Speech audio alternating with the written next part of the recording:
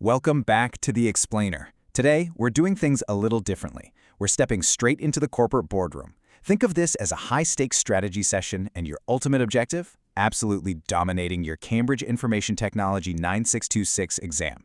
We're going to break down the exact strategies you need to tackle your spreadsheet practicals, not just like a student trying to pass a test, but like a professional data analyst. So, grab a pen, get ready to take some serious notes, because this blueprint is a real game changer.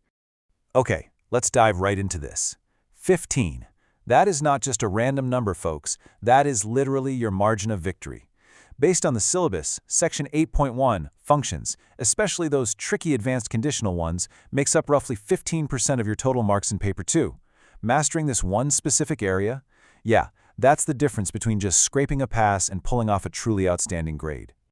Here's our strategic agenda for today. We'll cover the 15% challenge, mastery of core principles, the procedural framework, critical examiner warnings, and finally, wrap it up with the final success blueprint. Let's get to it.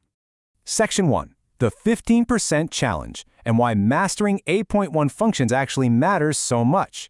Specifically, we're targeting the heavy hitters here: MAXIF, MAXIFS, MINIF, and MINIFS. Now, I know these advanced conditional functions can absolutely terrify candidates. But honestly, the hurdle isn't just memorizing the software syntax. The real test is decoding the scenario you're given, dissecting those exact command words, and then applying the right function to some pretty complex business data. It's like a giant puzzle.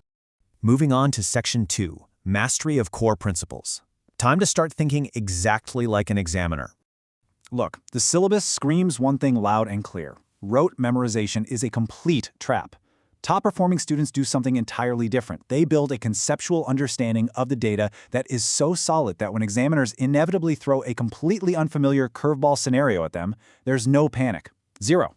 They just apply systematic analysis and evidence-based reasoning. You really have to prove you understand the why behind the spreadsheet, not just the how. So, how exactly do we show them we get it? That brings us to Section 3, the procedural framework, the method mark strategy. Enter the method mark strategy. Think of this as your ultimate exam safety net. This is an approach where examiners award you significant marks just for showing the correct systematic process, keeping your working clear, and using professional formatting. Meaning, even if you make a tiny typo and your final calculation is off, which happens to the best of us, your analytical framework still scores you heavy points. They're rewarding the journey, right? Not just the destination. And this brilliantly illustrates how we capture those method marks. Just follow this standardized sequence for any complex 8.1 question. Step 1, deconstruct the question's command words. You absolutely must know what's being asked. 2, extract only the relevant data. 3, select your analytical framework, like is this a MAXIFS or a MINIF situation. 4, execute it with crystal clear notation. And step 5, present that final data using proper professional terminology. Now, I want to pause and focus on that presentation step for a second, because the source material is brutally strict about conventions. We're talking proper headings, precise IT terminology, the correct formats for currency and dates, and clear annotation. The examiner isn't just checking your math, they're auditing your ability to produce a business-ready document. This is literally where academic theory meets real-world application. All right, entering the audit phase of our boardroom meeting. Section 4, critical examiner warnings. Let's audit the top mistakes. Let's run a quick scenario. Imagine 2 answers. The first is just a generic textbook paragraph explaining how a MAXIFS function works in theory. The second, a highly specific answer linking that MAXIFS function directly to the provided business data scenario.